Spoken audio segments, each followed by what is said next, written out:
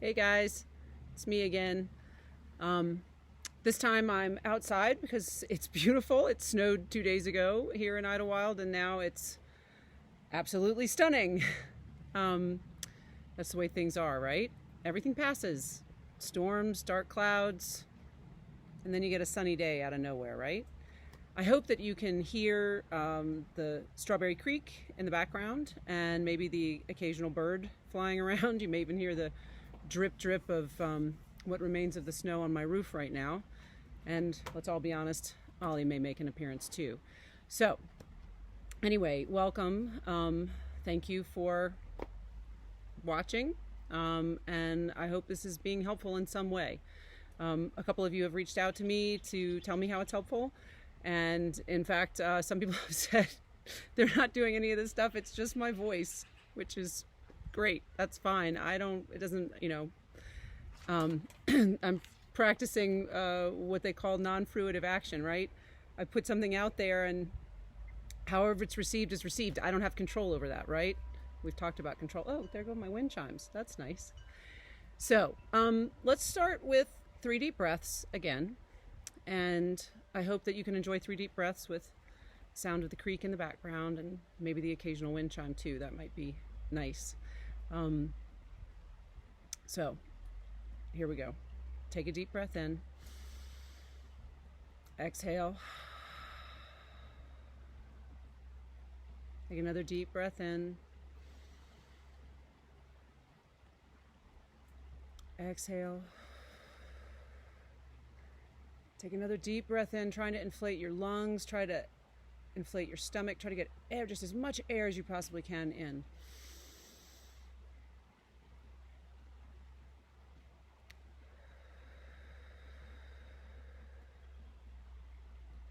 And then what you can do if you want to keep on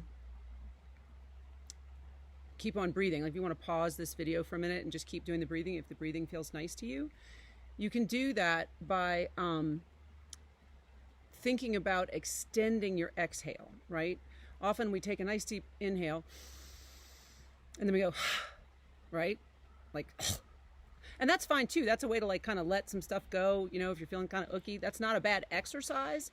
But if you're trying to relax, you want to extend your exhale as much as you can. You want to maybe even count your exhale, count how far, and then see if you can go further. If you get to 6, maybe you can get to 7 next time. Let's also take a moment to ground. So, and again, very simple grounding. I want you to simply feel where you are.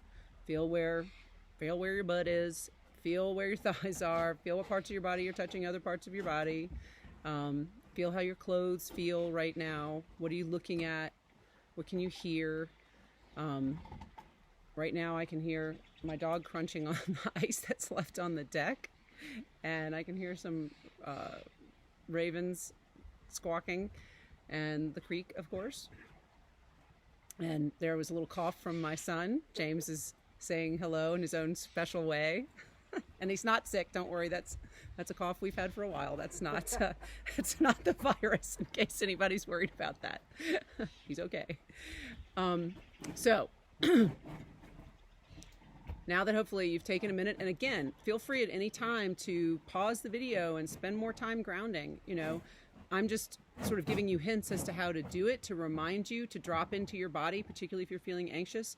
But I really think, again, I want to reiterate, it's really helpful to just drop into your body several times a day. You know, do it when you're washing the dishes. Do it when you're putting a kid to bed. Do it when you're driving. Do it when you're sitting down and working at your computer. Do it when you're looking at Facebook, you know. Check in with your body. And then the thing that I want to go to today is I want to talk about thoughts, right? So I've introduced 2 ideas about thoughts essentially in the last couple of videos. And early, maybe even in the first video, I talked about how the only thing that we can control, right, in the world is ourselves, right? We can control ourselves. We can control how we react to any particular situation, any person, set of circumstances, whatever, right? That being said, like, let me give you something concrete, right? What can you control? And one of the things that you can control is One, you can control how you react to your own thoughts about things that are happening, right? And two, then you can also begin to control, with a little practice, your thoughts themselves, okay? That will go miles toward helping you maintain calm in any situation, and particularly in difficult situations, and let's say particularly in ongoing challenging situations. And then the other thing that I mentioned in one of yesterday's videos was I was talking about the brain, and I was talking about anxiety and how anxiety can get triggered two different ways in your body via your brain through your amygdala, right? And one of them is thoughts that arise in your cortex go through your amygdala and feel like a threat. So that triggers the flow of adrenaline, tight, feeling that you can't breathe, sweaty palms, tension, maybe stomach upset. Lots of people have maybe a headache. Lots of people have different reactions to an adrenaline rush that comes with an anxiety trigger. So putting those two ideas together, you can see that if you can begin to control your thoughts, right, particularly the thoughts that are causing you anxiety, then you can begin to mitigate your anxiety, right? And you can begin to lower your stress level in general, right? So that's what I want to talk to you about today, okay? Is how I want to give you some specific ideas about how you can do that, okay? Now, the very first thing is to become aware that you have these negative thoughts that are triggering stress, anxiety for you, okay? And so that's one of the reasons that I wanted you to begin to think about staying with yourself, is what I call it. And so, like, you know, the buzzwords, be here now, stay here, staying present, whatever. So be with yourself, right? So, and the example I gave maybe yesterday was about how I was eating eggs and my temptation was to pick up my phone and, you know, look at the news or Facebook or text a friend or call somebody while I was eating, instead of just focusing on the fact that I was eating and what I was eating and what it tasted like and how it felt and how warm the eggs were or not, or, you know, whatever it was, right? So one of the reasons for doing that is that when you drop into your senses, whether that's when you're eating eggs or walking your dog, or this is a big time, trying to go to sleep, right? That's a time when things happen. That allows you to have the space, right, to begin to hear your own thoughts. So then you are taking them from your subconscious, right, to your conscious mind. They're no longer just sort of background noise. You begin to bring them forward so that you really see what it is that you are thinking at any given moment, right?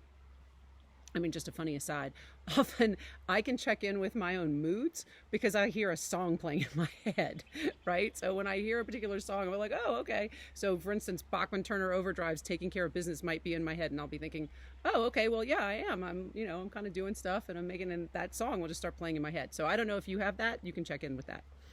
But that's one way to check in with your moods, maybe other people have this, maybe I'm just weird. That's entirely possible. But back to thoughts. So if you are able to stay with yourself while you are doing other activities, right? If you are able to stay with that one activity and not think about the next thing you have to do, not think about whatever, not distract yourself with your phone, not distract yourself with music, but to actually be still and quiet for a minute, right? That will allow you to become aware of your thoughts. And I think once you become aware of your thoughts, here comes Ollie to say hi. Once you become aware of your thoughts, I think you may be surprised at some of the stuff that you're saying to yourself, right? A lot of it is really negative, and a lot of it can be really scary and anxiety producing. And so it may come very quickly to you that, oh, wow, no wonder I'm really anxious. Listen to what I'm telling myself all day long. That's terrible. So the first job is to notice what your thoughts are, to pay attention to them, to give yourself the space to be able to pay attention to them, right? Once you begin to notice them, then notice the quality of them. Are they negative? Are they positive? What sort of tone do they have? Start to pay attention to them. Think about your thoughts, right? Okay, but I don't want you to get too caught up in your thoughts. That's the whole point of this, right? Is to begin to actually distance yourself from your thoughts, because if they're no longer subconscious, if they're no longer acting as background noise, that very much affects you as background noise. Okay, don't think just because they're background noise that they're not having an effect on you. They absolutely are. That if you're bringing them forward and paying attention to them, right, then you can begin to understand, okay, this is what I'm telling myself. And then you can begin to distance yourself from them, right? And you can do that in a couple of ways. One of the ways that you can do it is you can talk to your thoughts, right? You can say, you can refute them. You can say, oh, well, actually, that's not true. I'm not a hideous, ugly hag, which may very well be a thought that's running around, a tape that's running through the back of your head. You may find that you have this constant run of, oh my God, I don't have enough of this. I don't have enough of that. Oh my gosh, what if this happens? What if this happens? What if that happens? And you'll see that that round is happening, right? Once you begin to notice it, then you can begin to separate yourself from it a little bit. You can begin to say, oh, wow, that is really interesting, what I'm starting to think. And then you can say to yourself, I mean, this is one way to do it. Stop. Just stop. Check in with yourself. You hear that stuff going on? Stop. You can even imagine like a big stop sign in your head. And I stole that from Joe Dispenza, by the way, so I'm acknowledging that right now. Okay? And a lot of this stuff, like all of this stuff is coming, it's coming from like Buddhism, and it's coming from cognitive behavioral theory, and it's coming from, it's coming from mindfulness techniques, which is just meditating, but breaking it down and trying to do it differently. This is the stuff that I'm throwing at you is an amalgamation of a bunch of different things. I'm not claiming to have invented any of this stuff at all. I just want to also say that. Okay, so once you begin to notice those thoughts, right, you can refute them. You can just put up a stop sign, and you may have to put that stop sign up a lot, okay? That may become like a regular exercise, like, okay, stop, okay, stop, okay, stop. You will find over time that if you do that, you will have to do it less, okay? And that if you can refute some of the thoughts, you will also find yourself saying to yourself, oh, I don't like, that's a terrible thing to say to myself. I don't need to do that to myself. That's awful. Another way of thinking about it is, would you say that to your child? If you had a child, if you don't, would you say that to the child within yourself? Would you say that to any child? And if you wouldn't, then you shouldn't say it to yourself. Okay. And whether that's an anxiety producing thought about what's going on in the world, or whether that's an anxiety producing thought about yourself, or a negative thought about yourself. Okay. So that's another thing. Check in with yourself and say, would I say that to a kid? And if you wouldn't, don't say it to you, right? Treat yourself better than that. The other thing, and I love this, and I also stole this, and I'm blanking on the woman's name right now. I think her first name is Sharon, and I think the last name starts with a G. And I saw her, I've read a couple of her books, and I'm totally blanking on her right now, but she is a Buddhist teacher, and she talks about being on a retreat and doing a walking meditation in her cell. And she's going back and forth, and there's a small desk in the cell, and cell by cell, often if you're at a monastery or something, you have like a little tiny room that they would call a cell. So I don't mean like a cell, like a prison. Anyway, taped onto the desk was this Peanuts cartoon, right? And we all know Lucy, right? Lucy pulls the ball, and Charlie Brown falls down, and she's always got the critical thing. She's kind of a critical voice, right? So as she was trying to do this moving meditation, she kept seeing this cartoon every time she turned around at the desk. And she was also at the same time struggling with a critical voice that was interrupting her meditation, and that she was getting sort of annoyed with.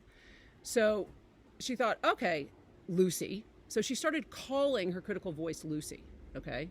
She started calling that voice Lucy. And I love that. And that's something that I've been doing with my clients for a while now, is I encourage them to personify their negative voice, right? Turn it into a creature, give it a name, and then when that voice shows up for you, right, you talk back to it. Oh, hey, Lucy. Yeah. Oh, we're going to go there again. So yeah, we're going to go back into that vortex of, oh, I'm so worried about this, and oh, I'm sorry, oh, this and that. You know what, Lucy? That's not really helpful right now. Can we just back off of that? can you just like kind of go away? Or if you want to come in to my head, into my mind, can you be helpful in some way? You know, I understand that you're trying to warn me and protect me. And that's because remember, we talked about anxiety that has a protective function, right? It has a warning function. It's just that when it gets overactive, that it's a problem, right? So that's one of the things. It's something I think in Buddhist meditation they call this exercise creating the witness, right, or developing a witness. And that witness is the witness to your thoughts, so that you are beginning to watch your thoughts, you are beginning to see your thoughts, and therefore you are separating, you're putting some distance between you and your thoughts, right? And that allows you to have some more control over your thoughts, right? And then you can begin to find different ways to release them. And we can talk more about that too. But, you know, one way that I do sometimes is I imagine they're clouds and I'm just, okay, that thought can go. That thought can go. Oh, that thought can go, right? Or you can think of it as a balloon that you put the thoughts in and then it rises up. A bus or a train, put them all on there. Put Lucy on there, right? Put your negative voice on there, your critical voice on there. Just put them on the bus. Say, you know what? Go take a vacation for a while. I'm done with you. You know, this doesn't have to be all serious and, you know, you can do this sitting outside by a creek if you have one, or in your living room or wherever, you know. I mean, I know lots of people in New Orleans have a porch that they could sit on, or go to the park and sit on a bench and think about these things too. That's a lovely place to do that. I encourage nature, by the way, because that just being out amongst trees and grass and birds and squirrels is naturally relaxing for us, right? Whereas sitting in our houses is not necessarily relaxing, particularly maybe now. Of course, I am not suggesting that anyone not socially distance themselves in the appropriate manner while you're outside. So anyway, so let's just recap there before I go on too long. Talking about thoughts today, talking about how thoughts can drive anxiety, and talking about how you can interrupt that switch, right? You can turn that off by beginning to become aware of your thoughts, noticing your thoughts, refuting negative thoughts, just saying stop, and creating a witness, and or personifying that critical voice of yours, right? So that's where we are today. I want you to continue to breathe if that feels good to you, and ground yourself several times a day. Try to, at least once a day, stay with yourself, whether that's when you're eating or petting your dog or walking your dog or reading a book or whatever it is that you're doing. Do that one thing. Try not to multitask, okay? At least once a day. Now that we have that opportunity. And don't forget about the opportunity to rest. Please listen to your body. You know, we are under a lot of stress right now, and in a variety of ways. And your body is taking a hit. So you may need to rest more, and that's okay. You know, it's also, by the way, okay to be angry, have some fear and that sort of thing. Wherever you are, it's okay to be there. Just realize that this too shall pass, right? Whatever you're feeling right now, it will pass, as long as you allow that wave to crest and then go, right? It can go. Just like the storms went the other day, and now we have a beautiful sunny day. I will leave you with that thought. Love you guys. Please let me know if there's something particular you want me to talk about. Otherwise I'm just going to keep going. And at some point, I promise I will talk about fear, but the thought thing has felt like where we needed to go first. So that's what I'm working with right now. So we'll see what happens next, what I'm inspired to do next. I will be guided. Again, love you. Bye. Stay well. Try to keep it in the zone. Okay? Bye.